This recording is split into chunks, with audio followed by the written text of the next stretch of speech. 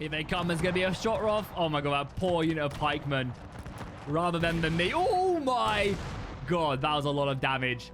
That was a lot of damage, just absolutely shredding. Oh my god, there are just holes. Honestly, what I would give right now for copyright not to be a thing and being able to play Sabaton when the winged hussars arrive, it would just be perfect. But alas, we live in a corrupted, evil world where things like that just aren't possible. Hey, how's it going, everybody? Welcome back to the channel and welcome back to another Shot and Pike online battle. This is a mod that goes ahead and takes Shogun 2 into the era of Shot and Pike, and we are playing with the brand new update where we have the awesome looking Polish, lots of very unique units coming into the battle. And of course, one of the great things about these mods and the people who send in these battle replays is they play very much like the era dictates. They go ahead and use these awesome pike formations supported by handgunners and really try and represent the actual kind of I guess system of firing rather than just simply having these soldiers line up, shoot at each other with pikes behind them. So we end up seeing like these pike blocks right here with gunners supporting them. I'm sure if we go to the other side of the battlefield as well, yeah, you'll be able to see the exact same thing as the Swedish come into view. We've got different type of handgunners supported by these pikes with cavalry and dragoons maneuvering around the battlefield as they continue to pop in. As always, a massive thank you as well for Cassius for sending this battle replay in and everybody who did play in this battle. If you guys do want to see another replay on this Total War mod, then let me know down below in the comments. They actually sent me in a really cool custom siege map. So again, yeah, if you guys want to see that, let me know and I'll be sure to do it. But let us dive into the battle. So of course we have the winged hussars and the Polish-Lithuanian faction over on this right-hand side. I'm excited to see exactly just how good these Polish winged hussars are. Of course, they are renowned for this era of history, just being such a potent force on the battlefield, diving into torment and death regardless of their own situation. And I'm excited to truly see them kind of unfold on the battlefield. Supporting them today, we do have the Habsburg dynasty, so basically the HRE, and they're going to be positioning their forces over on this left-hand side, supported, of course, by handgunners. They've got pikemen, cannons, and a whole wealth of cavalry. I'm sure a lot of dragoons. What type of cannon are they actually bringing? They're bringing 6-pounders, so a decent maneuverable cannon. You can, I think, get all the way up to 12-pounders in this mod, and yeah, they definitely pack a punch, but they take a lot longer to reload and actually do some serious damage. But of course, we'll just die very quickly unless they are supported and, don't get caught off guard. So yeah, as I said, we're going on the extreme left flank right now with the dragoons looking very, very nice. And then going up against them, we do have a united force of Sweden. So we've got two forces from Sweden. Again, they're going to be sitting themselves down on either flank, pretty well supported with cavalry, infantry. And again, they do a really good job. Like, Shogun 2 is a very old game. Shogun 2 is like 12 years old, and it still looks absolutely fantastic. Definitely a game that just, stands the test of time. Really, really, really well done. And the modding community still seems to be alive and kicking. As you guys can see, there's actually a custom map of Europe being made as well by the people who are creating the Lord of the Rings Second Age mod. So again, this is going to be perfect. Again, it'll probably be a long way down in the future, but if that mod can go and get an addition with this, it'd just be absolutely beautiful. And just look at that. Look at the soldiers off in the distance. You can see the pikes just about there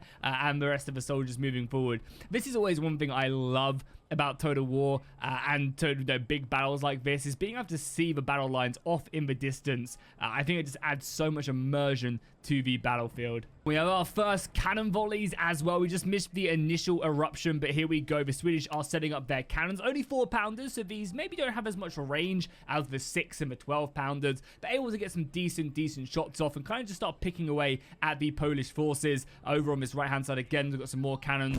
It does seem like the right-hand side Swedish players looking to get a little bit closer. But yeah, there's some decent volleys right there, trying to do some counter battery, try and rip through the lines. You can see a lot of soldiers being sent flying. On the right-hand side, though, the Polish are setting up spikes there to kind of protect their frontal positions with some of their sappers and their other skirmishing units. Pretty nice.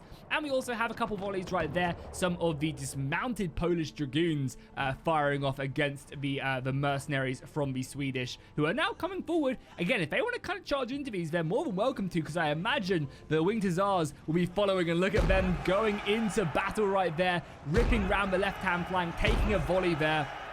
from the mercenaries, and right off there on the pursuit. Are they going to be able to catch them? We also have some pretty cool Polish units here as well.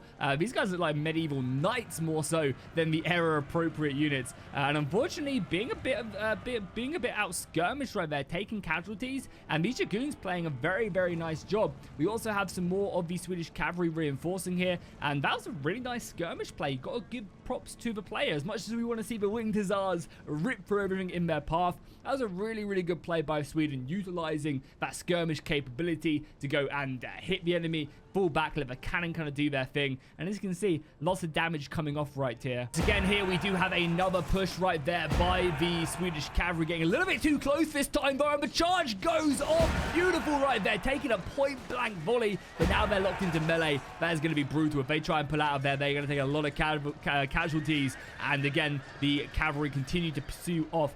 Are these like a Cossack type cavalry? Yeah, I think this is. So it's much lighter, and they actually have bows, which is really cool to see.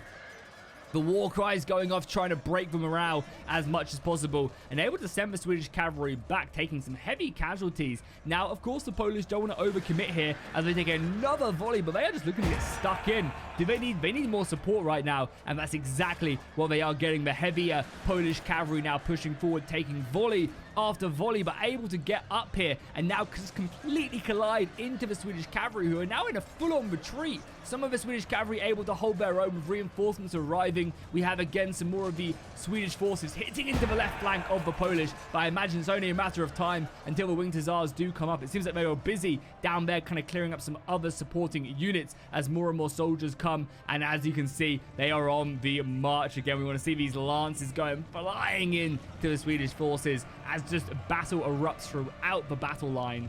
And here we go. It does seem like the Swedish are fully committing to this cavalry fight, which I don't know if it's going to go well for them. We'll have to see exactly how this cavalry can unfold as they continue to push on. And there you go. The lances are down, and they're going to be able to fully commit here. A beautiful flank right into the enemy position there, able to fully stick in them lances, and that's heavy cavalry, and that's going to be down the entire battle line. Not a single moment's respite for the Swedish horses. And yeah, they've kind of overcommitted here. I mean, granted, they managed to bring the Polish cavalry back, but I imagine now they'll be able to really get stuck in here. However, more reinforcements are arriving. We do have a handful of reinforcement cavalry coming, and you can see a lot of the Polish flags are breaking. The mass amount of cavalry is holding its own.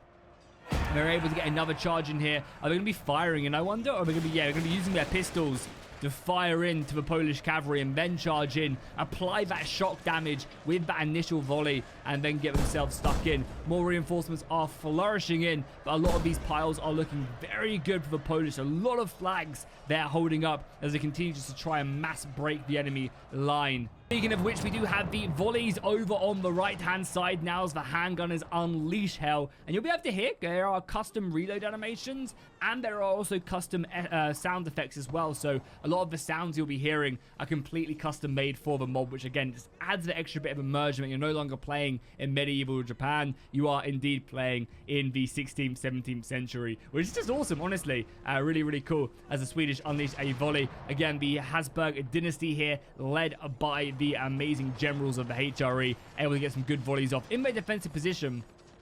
And I imagine this will be quite difficult for the Swedish to attack. Like, they definitely have the harder job of attacking a fortified position. You can see some of the cannon fire kind of coming off in the distance, and then these guns as well are pretty well protected. Again, they'll be taking some volleys there from off in the distance. They're able to really kind of just fire in directly into the enemy line, ripping through, again, the infantry, the handgunners in the front line, but also able to hit them pikemen kind of guarding their backs and their other positions. So once these cannons are reloaded, yeah, that's a direct hit right there, ripping through multiple units as soldiers continue to go down, but again, holding their own in these blocks of infantry. And just, I mean, look at that battlefield right there. It looks so awesome. And they've done a great job of like making this as authentic as possible to the era as more soldiers drop down. And I imagine them that cannon fire is imminent right here. Here we go. Oh my god, this is going to be brutal. Point blank volleys there as cannon shells drop in the left-hand side. Come on, let's see this cannon fire. They must be, maybe they're holding fire for a certain reason. Wait until you can see the whites of the enemy eyes. Swedish soldiers, though, setting up a plume of smoke And you can see just kind of the rifle fire on the right-hand side. If we make our way back to the left-hand side, you can see the Winged Hussars were actually successful in that fight, able to throw back the Swedish cavalry. Again, there are still a handful of cuirassiers here, so not kind of completely lost for them, but still pretty decent. And it does seem like the HRE are taking the main brunt of the Swedish assault right now. It seems like they are teaming up on them, which is a great idea. But this defensive position is allowing them to really hold off for as long as physically possible, able to really kind of stop the enemy from pushing into these spikes. And it makes these musketmen a lot safer as well. Oh, did you see that artillery fire right there? Oh, that was a brutal shattering in a straight line through their forces. Yeah, that company is not going to be looking good whatsoever. So right now, I think the Swedish need to make a big push here, try and really kind of isolate the HRE forces, and that's exactly what they are doing, getting as close as possible, utilizing them spearmen, I guess pikemen, not spearmen, really effectively.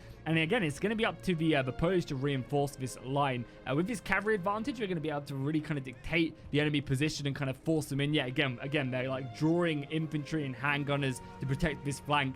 They could really quite easily maneuver right now. And it might not be a bad idea just to take all of this cavalry and just shift it to the left-hand side and help out with this, because right now they are being harassed by dragoons. Again, they've got the pikes here and handgunners inside of a pike formation, which again just looks great, right? Like, it looks awesome, the way they've set this up. Really impressive. Again, it really kind of is just very cool. And it's nice as well, because this is like very much a melee-focused kind of engagement, I guess. Or I guess more of a range-focused engagement, I should say. It's good as well, because melee combat in Shogun 2 is just so fast-paced, right? You can have a battle, like a 10,000-man battle, and battle's over in 10 minutes. Whereas with this kind of slower combat, it really provides you with kind of the authentic feel of the era. As the gunners continue just to exchange fire. Oh my god, look at these cannons as well. Wow, these cannons are close. These cannons are very close. Here they come. There's going to be a shot off. Oh my god, that poor unit of pikemen. Rather than me. Oh my god, that was a lot of damage. That was a lot of damage, just absolutely shredding. Oh my god, there are just holes. Pikemen are closing in now, and here we go. The first proper melee engagement as the pikes do now engage, throwing back the musketeers of the HRE, able to fully get themselves stuck in. Cavalry moving on the left-hand side. A pretty ballsy cavalry charge right into the enemy pike formation. Maybe they just were not dense enough to really repel that. Yeah, again, having the musketeers mixed in there is going to allow these cuirassiers just to rip through. And that's actually a really nice move right there. Able to utilize that formation, kind of hit on the flank where the pike formation isn't as strong. And now using the dragoons and their pistols and their muskets and their rifles to actually just start opening up and whittling down this formation. Not only that as well, it does also hit their morale. Breaking an enemy line is way more important. We are going to be getting a cavalry fight though as well, as the Habsburg cavalry now gets engaged upon with the Swedish as more reinforcements form up. Again, reinforcing this is going to be pretty important. You could really dominate the Swedish cavalry. I think they lost a lot over on the right hand side, and the rest of the Winged Hussars on that left side.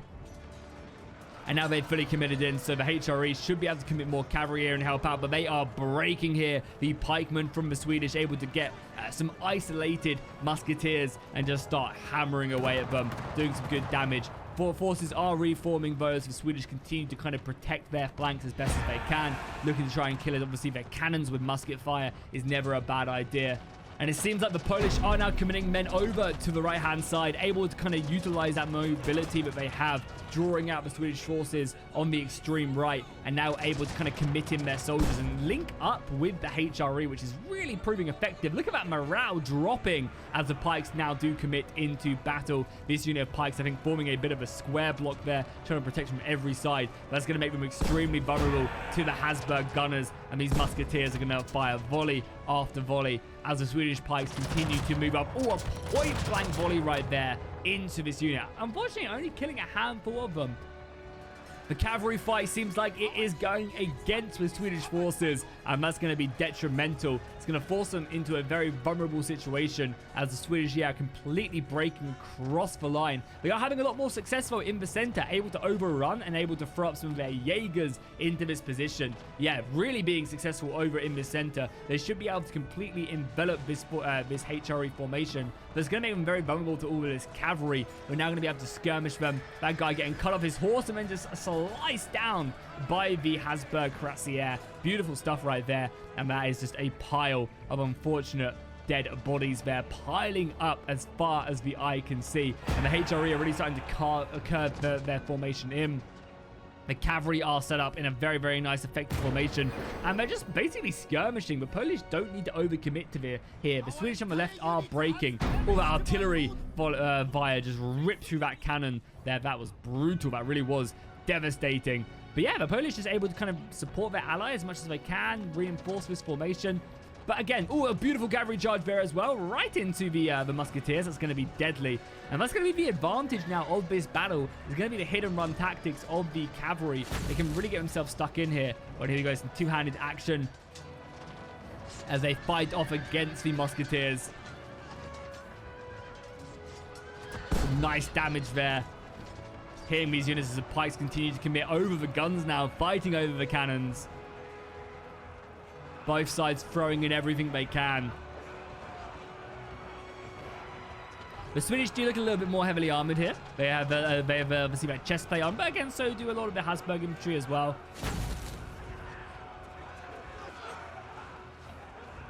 And I actually recently watched some combat videos, like some kings and generals, etc., on this period. And the actual like melee combat at this period was really brutal, because once the pikes hit each other, you'd have like people going under them with knives and just daggers, and they'd be trying to like cut legs and just do anything to disrupt the formation. And it was really a brutal era of combat, because these dudes with like daggers would just get stuck in and just, yeah, you're holding an 8-foot pike. Like, you're not gonna be able to do anything to that dude running at you.